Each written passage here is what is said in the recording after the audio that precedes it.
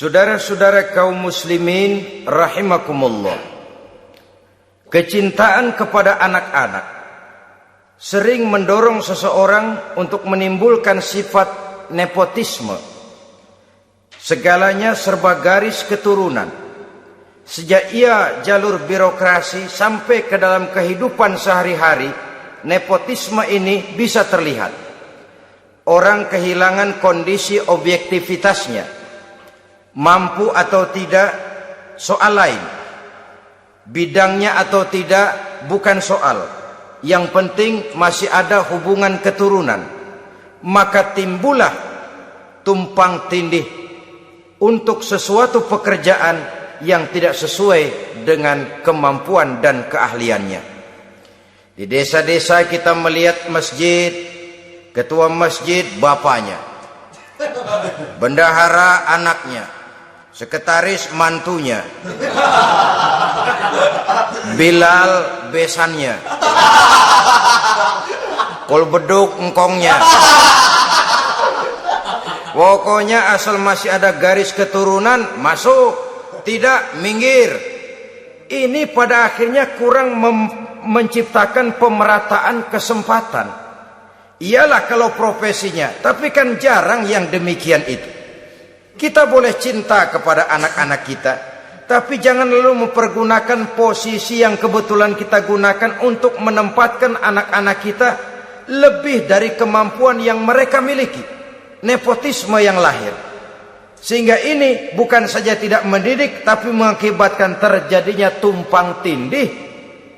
Tidak lagi berprinsip the right man on the right job, bahwa orang harus ditempatkan sesuai dengan keahliannya. Tapi kita sudah berpikir subjektif, ahli atau tidak ahli, asal masih berbau keturunan, ayo silakan. Nepotisme yang akan lahir. Oleh karenanya, mencintai anak adalah sesuatu yang merupakan perhiasan di dalam kehidupan. Wajar, tetapi harus kita menempatkannya sesuai dengan semestinya. Ini yang kedua. Yang ketiga, nafsu yang menghiasi hidup manusia itu adalah nafsu kepada wal qanatiril muqantarati minadz zahabi wal fiddah. Al-qantarah ay al-malul katsir. Kecintaan, kesenangan, nafsu kepada harta benda yang banyak daripada emas dan perak. Ini tentu sesuai dengan situasi dan kondisi.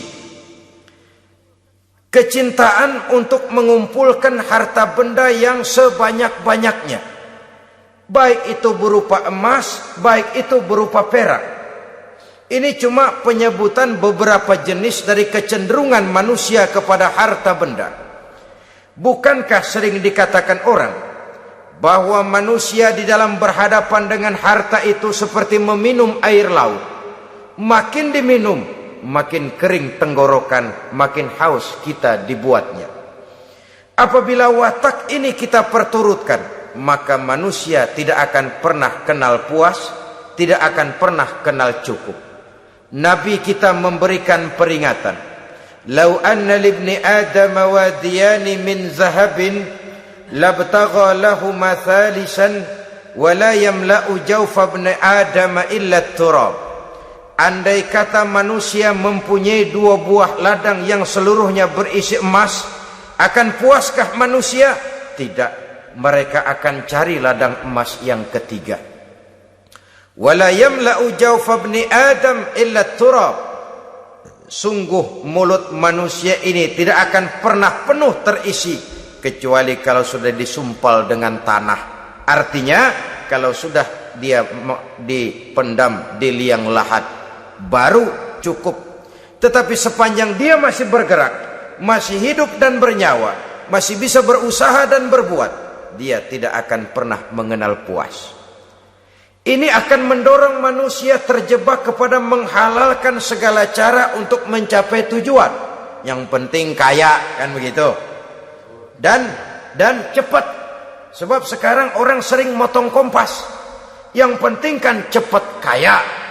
Soal cara, kalau jujur aja mah, sampai kapan mau kaya? Perkara itu renten, bukan soal. Perkara itu judi, tidak jadi masalah. Perkara itu korupsi menyangkut hak orang banyak, bukan soal. Yang penting cepat kaya. Dan anehnya lagi, tidak malu menumpuk kekayaan dengan cara yang tidak wajar. Ya kan orang hidup bermasyarakat tuh bisa dianalisa toh. Emang usahanya apa sih? Gajinya sebulan berapa sih? Kok bisa gitu-gitu bener sih? Dari mana sih? Secara langsung orang tidak berani bertanya, tapi dari mulut ke mulut akhirnya tersebar jadi rahasia umum. Si Ano kan punya ano, dia anonya seano.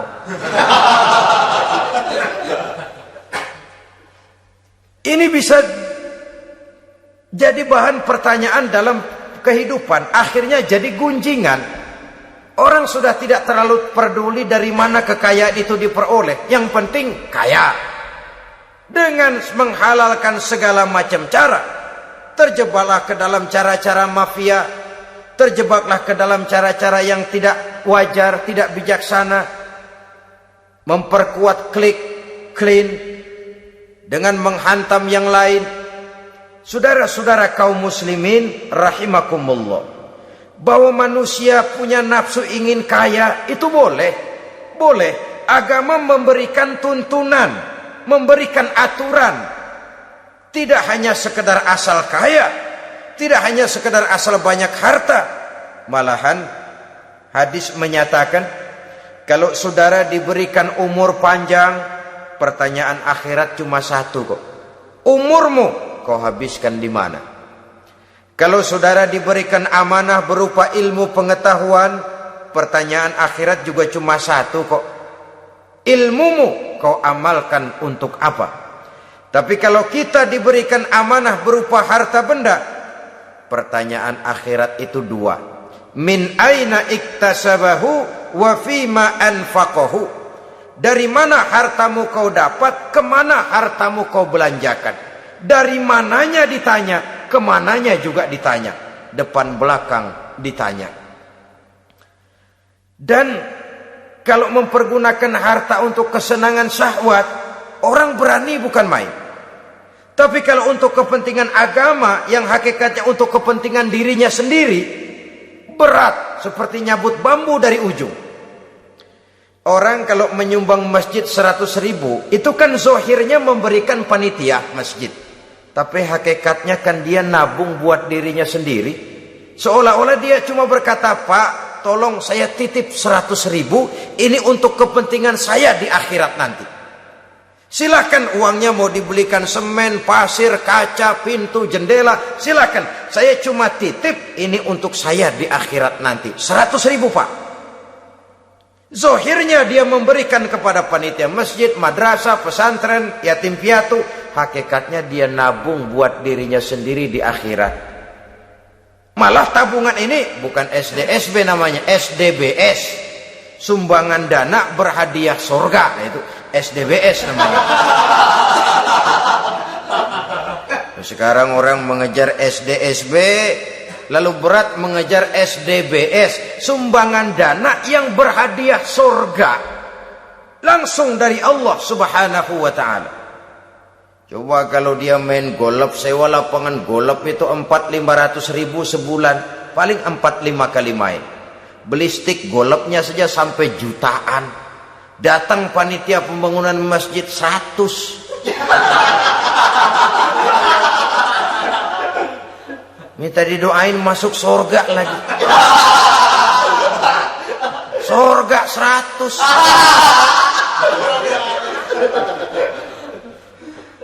Saudara-saudara kaum muslimin rahimakumullah, kecintaan kepada harta benda yang banyak, baik berupa emas, berupa perak, mendorong orang untuk berlomba-lomba yang Allah peringatkan dalam Al-Quran, alhaakumut takatsur hatta zurtumul maqabir. Kamu telah lalai akibat kamu berlomba-lomba memperbanyak materi dunia. Hatta zurtumul maqabir, sampai kamu dekat masuk ke liang kubur, baru rupanya sadar bahwa perlombaan ini tidak akan pernah sampai ke garis finish. Betapapun jauhnya rally Paris-Dakar, garis finishnya ada.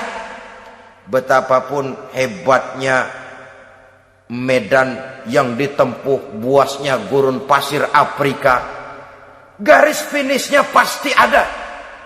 Itu kan rally yang terbuas di dunia katanya, Paris-Dakar. Tapi garis finishnya ada. Namun jikalau kita berlomba memperbanyak harta, kita tidak akan pernah sampai ke garis finish.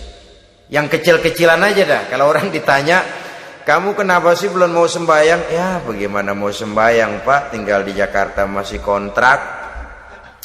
Saban habis tahun diubur-ubur yang punya rumah. Kalau punya rumah sendiri walaupun kecil-kecilan, saya mau ibadah Pak. Ya, diberikan rezeki oleh Allah, bisa bikin rumah walaupun kecil-kecilan. Belum juga mau sembahyang. Kok belum juga sembahyang? Iya Pak, rumah emang udah punya sendiri, cuman kecil Pak. Atasnya atap, kalau hujan aja bocor.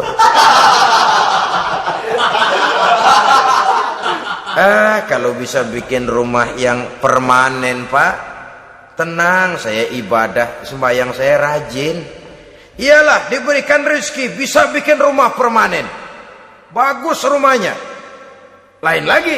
Iya, rumah sudah permanen, tembok, ubin, cuman isinya belum ada Pak, perabotannya. Duh. Kalau punya peralatan rumah tangga yang memadai, tenang, saya ibadah. Diberikan juga rezeki, bisa beli perabotan rumah tangga yang lumayan. Di atas tehelnya sudah pakai karpet, mebelnya spaghetti, tempat tidurnya alga spring bed dan lopilo, ada kulkas, ada TV, di sebelah TV ada kunci mobil. Kuncinya mobilnya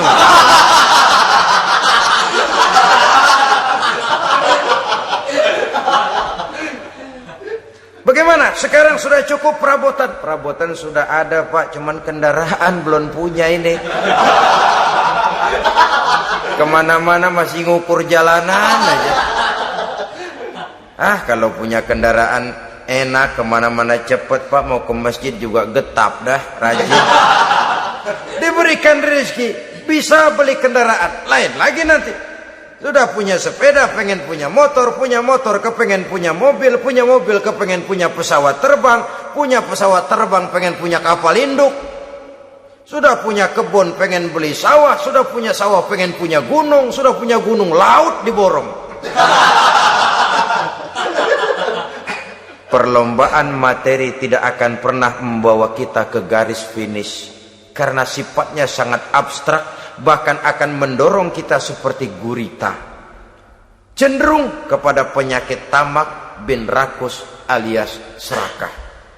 Dengan demikian saudara-saudara, bahwa kecintaan kepada harta merupakan nafsu, dan nafsu itu adalah perhiasan. Dia bisa menjadi daya dorong positif. Kalau dalam upaya memperoleh harta itu kita tidak akan keluar dari tujuan keridhaan Allah. Saya cari nafkah, tapi yang Allah ridho. Saya ingin kaya, tapi dengan cara yang Allah ridho. Ini kunci yang akan menyelamatkan kita manusia dari perangkap menghalalkan segala cara. Ini yang ketiga. Yang keempat, dihiasi manusia itu dengan nafsu kepada wal khailil musawwamah, kuda yang bagus, kendaraan yang bagus, kuda yang terpelihara. Al musawwamah ada yang mentafsirkan ar-ra'iyah. Ar-ra'iyah itu yang digembalai. Binatang ternak, kuda yang digembalai atau kuda yang diikat. Artinya, kalau dulu kan yang namanya tuan-tuan tanah itu baru dibilang bejeger kalau kemana-mana naik kuda.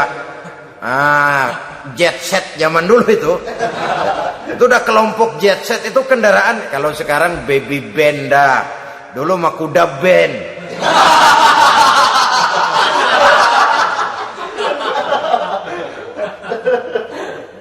Manusia punya kecenderungan suka kepada kendaraan. kendaraan. Apalagi di zaman sekarang ini, wah, iklan-iklan itu kan sangat menggoda kita. Melayani segala macam bentuk penjualan. Nah, ini lalu terangsang biar duit cekak. Kalau udah ngebaca itu, wah, berani banget dah. Tahu duit nggak mungkin cukup, tapi begitu baca melayani segala macam bentuk penjualan dengan fasilitas ringan. Nah, jadi dah. Jadi juga punya mobil, jadi dah. Perkara utang itu bakal nyekek leher, bukan soal. Kasihan saudara-saudara kita di daerah-daerah yang terjebak kepada iklan-iklan merangsang yang akhirnya di luar kemampuan. Sehingga terjebak pada saat dia harus mengembalikan kredit, dia tidak mampu, barang disita, uang hangus, nyengir deh. Bekipas sembari tahlil. Habis arang besi binasa. Bahwa kita menginginkan kendaraan yang serba baik, silahkan. Tiap akhir tahun ganti merek, keluar yang baru, ganti lagi. Itu kalau orang yang mampu. Buat kita yang tidak mampu, kenapa tidak bersyukur melihat yang lebih rendah di bawah kita? Alhamdulillah kita punya mobil, tangga kita cuma punya motor. Yang punya motor, syukur kita punya motor bisa rada cepetan. Tangga sebelah punya sepeda, mana-mana kekejek mulu. Yang punya sepeda, alhamdulillah punya sepeda. Tangga sebelah kemana-mana jalan kaki. Yang jalan kaki, syukur masih bisa jalan. Teman sebelah lumpuh bertahun-tahun gak. Yang lumpuh, alhamdulillah masih hidup. Tangga sebelah kemarin out nggak balik lagi. Saudara-saudara, saya pikir menengok ke atas itu perlu supaya ada rangsangan kita untuk maju. Tapi menengok ke bawah pun juga lebih perlu agar kita mensyukuri yang ada dan tidak suudzon, tidak buruk sangka kepada Allah. Apa yang diberikan Allah kepada kita sekarang ini, itulah yang terbaik menurut Allah untuk kita. Saudara-saudara kaum muslimin rahimakumullah. Dahulu ada seorang pemuda, matanya buta. Dia mengeluh, "Ya Allah, kenapa saya dilahirkan dalam keadaan buta? Apa dosa saya? Apa salah saya? Andai kata saya tidak buta, saya melihat keindahan alam ini, saya lebih akan bersyukur kepadamu ya Allah." Nah, sudah, dia berburuk sangka kepada Allah. Satu hari, ini Raja Baduy di pedalaman mengerahkan tentaranya menculik anak-anak muda. Ini Raja Baduy ini kanibal, artinya suka makan daging manusia. Anak-anak muda ini diculik. Yang masih muda-muda ya, kalau kambing muda itu kan di sop rada sedap. Rupanya ini Raja kanibal ini begitu. Anak-anak muda termasuk ya pemuda yang buta tadi itu kena culik. Ya sudah diculik, rawatlah di istana raja ini, diberikan pakaian bagus, dikasih makan serba enak. Sebab apa? Supaya badannya gemuk. Setelah gemuk nanti dipotong di sop legit. Sudah, kerjanya cuma makan tidur, fasilitas nikmat, tidur enak. Udah giliran dapat 1 bulan 2 bulan kemudian, ketika mau diambil anak-anak muda ini, raja sendiri yang milih mana yang disop duluan nih. Sampai giliran anak muda yang buta ini, raja geleng kepala. Yang begini mah buta, dagingnya nggak enak. Ini satu lepas aja, lepas. Saya mau makan daging orang buta, lepas aja. Pulang ini anak muda, batinnya bersyukur, sujud syukur, ya Allah, katanya untung saya buta. Coba kalau saya nggak buta udah habis saya disop. 2 bulan yang lalu dia mengeluh, "Ya Allah, kenapa saya dilahirkan dalam keadaan buta?" Sekarang dalam pulang ke rumah, perjalanan menuju ke rumah, dia berkata, "Alhamdulillah, andai kata saya tidak buta, habis badan saya disop oleh raja yang kanibal tadi itu." Saudara-saudara kaum muslimin rahimakumullah. Jadi dengan demikian pola hidup yang konsumtif sesungguhnya sangat tidak mendidik apabila dilatar belakangi oleh kemampuan yang tidak menunjang. Dengan demikian setidaknya mendidik orang untuk berkhayal. Anak-anak muda sama merek mobil ngerti banget dah. Punya kagak? Ini BMW model terakhir nih. Nih kemarin gue ngeliat di sana gue megang rame banget.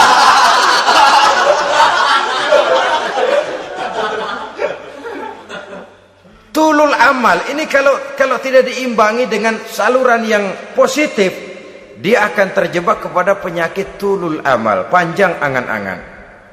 Baiklah ya, wal khailil musawwamah. Yang keempat, yang kelima maksud saya, wal an'am, cinta kepada binatang ternak. Manusia ini kan punya kecenderungan macam-macam. Setelah rumahnya bagus, hartanya banyak, kendaraannya cukup, ingin beternak. Jadilah peternak. Ini kecenderungan manusia, wajar saja sepanjang didapat dan dilakukan dengan cara-cara yang wajar. Wal hars, dan tumbuh-tumbuhan, bertani, bersawah, berladang, itu merupakan kecenderungan daripada manusia. Keseluruhan itu kata Allah, kecintaan kepada wanita, kepada anak, kepada harta benda, kepada kendaraan, kepada binatang ternak, kepada tumbuh-tumbuhan, zalika, semua itu mata'ul hayatid dunya, merupakan kesenangan hidup dunia. Berapa lama kesenangan hidup dunia? Sebentar, seumur manusia. Seumur manusia. Bahkan kadang-kadang pada saat dia masih hidup pun orang tidak sepenuhnya sempat menikmati kesenangan hidup dunia. Apabila ajal datang, selesailah kehidupan dunia sampai di situ. Orang-orang kafir, buat mereka surganya di dunia ini. Bila kehidupan di dunia selesai, selesailah sudah surganya sampai di situ. Kesemua itu janji kata Allah merupakan kesenangan daripada kehidupan di dunia. Wallahu indahu husnul ma'ab, dan Allah mempunyai tempat kembali yang sangat baik. Nah, setelah Allah menjelaskan semua itu, pada ayat yang ke-15 Allah memberikan jalan keluarnya. Memperturutkan nafsu kepada wanita, anak-anak, harta benda, kendaraan, binatang ternak. Bijaksanakah itu? Dalam ayat ke-15 surah Ali Imran ini Allah memberikan penjelasan tuntas. Qul a'unabbi'ukum bi khairim min zalikum. Katakan kepada mereka Muhammad, maukah kamu aku beri kabar yang lebih baik dari semua itu? Lebih baik daripada kesenanganmu kepada wanita, kepada anak-anak, kepada harta benda, kepada kendaraan dan sebagainya. Mau kamu aku beritahu yang lebih baik daripada semua itu? Jawaban tentu mau. Kalimatnya bukan ukhbirukum, a'unabbi'ukum. An-naba itu berita yang besar. Lain dengan al-khabar, itu berita biasa saja. An-naba, sehingga pembawa berita disebut nabi. Dari naba yanbi, pembawa berita yang benar. A'unabbi'ukum, maukah aku tunjukkan kepada satu berita yang benar-benar besar dan benar-benar lebih baik dari yang semua disebutkan tadi. Apa jalan keluarnya? Lillazina taqaw 'inda rabbihim jannatun tajri min tahtihal anhar. Bagi orang-orang yang bertakwa kepada Allah, mereka akan mendapatkan surga yang di bawahnya mengalir sungai. Khalidina fiha, mereka akan kekal di dalamnya.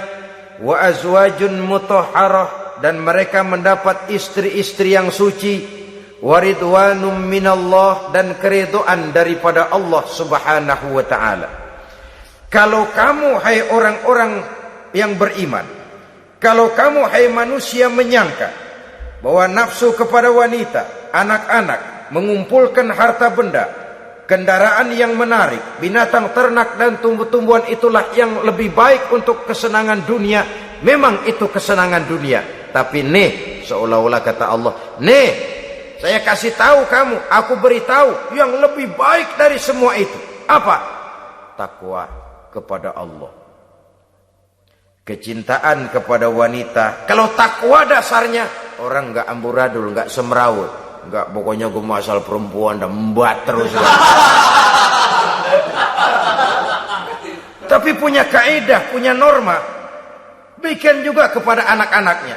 Demikian juga kepada harta benda. Pokoknya asal harta, mau halal mau haram, tekuk terus dah. Semuanya dilandasi oleh taqau, lillazina taqau, oleh ketakwaan kepada Allah. Nah, ketakwaan ini akan menghasilkan apa? Inda rabbihim jannatun tajri min tahtihal anhar. Melahirkan, menghasilkan surga yang di bawahnya mengalir sungai-sungai. Saudara-saudara kaum muslimin rahimakumullah, jika kita menyangka bahwa wanita bisa memberikan kesenangan, iya, kesenangan dunia. Jika kita menyangka bahwa harta benda bisa memberikan kesenangan, iya, kesenangan dunia. Jika kita menyangka bahwa kendaraan bisa memberikan kesenangan, iya, kesenangan dunia. Tapi kita tidak cuma ingin itu, kita ingin itu semua juga bisa membawa kesenangan akhirat. Caranya landasi dengan takwa. Kesenangan kepada wanita didasari dengan takwa. Maka jangan jadikan wanita cuma sekedar alat pemuas hawa nafsu. Kesenangan kepada anak-anak dilandasi dengan takwa. Maka anak-anak diarahkan kepada jalan yang diridhoi Allah. Kesenangan kepada kendaraan dilandasi dengan takwa. Maka kendaraannya selalu mengarah berjalan menuju jalan takwa, diridhoi oleh Allah Subhanahu wa ta'ala. Kalau tidak, tuh mobil asal lempengan Ancol gancang banget dah. Tapi giliran dihadapin ke masjid, mogok melulu. Urusan ngaji ada aja halangannya tuh kendaraan. Tapi kalau untuk urusan maksiat, ngebut benar-benar. Dilandasi dengan ketakwaan. Sehingga dengan demikian tidak hanya sekedar surga di dunia ini, tapi lebih-lebih di surga di akhirat nanti. Khalidina fiha, kekal. Kalau dunia ini kan zillun zail, bayangan. Hari ini kita jaya, besok kita bangkrut. Siapa yang mau menghalangi? Hari ini kita melambung, besok kita nyungsep. Siapa yang bisa menarik? Tidak kekal, berubah, temporer, relatif. Di sana kebahagiaan yang dilandasi dengan takwa ini sudah surga, kekal di dalamnya, azwajun mutahharah. Mendapat istri-istri yang suci. Suci dalam arti belum pernah dijamah orang lain. Suci dalam arti tidak pernah terkena halangan. Seperti men misalnya. Baik menstruasi atau mencret, itu tidak. Azwajun mutahharah. Konon makna mutahharah ini ya artinya juga bisa selalu gadis, bidadari itu. Selalu perawan. Tidak pernah janda. Walaupun tiap hari dipakai, perawan terus. Dan yang lebih penting, waridwanum minallah, mendapat ridho dari Allah Subhanahu wa ta'ala. Jadi hawa nafsu dengan motivasi takwa, itulah sesungguhnya yang dikehendaki oleh Ali Imran ayat 14 dan 15. Dengan demikian, manusia dengan ketakwaannya mengendalikan hawa nafsu. Dan bukan malah dikendalikan oleh hawa nafsunya. Sehingga dengan demikian, seluruh fasilitas yang dimilikinya, baik itu berupa istri, anak, kendaraan, binatang ternak, harta benda, tanam-tanaman, seluruhnya semakin meningkatkan ketakwaannya kepada Allah Subhanahu wa ta'ala. Mudah-mudahan kita bisa mencapai tingkat ini, di mana kita hidup mampu dan sanggup mengendalikan nafsu, bukan malah dikendalikan oleh hawa nafsu. Terima kasih dan mohon maaf. Wassalamualaikum warahmatullahi wabarakatuh. Waalaikumsalam warahmatullahi wabarakatuh.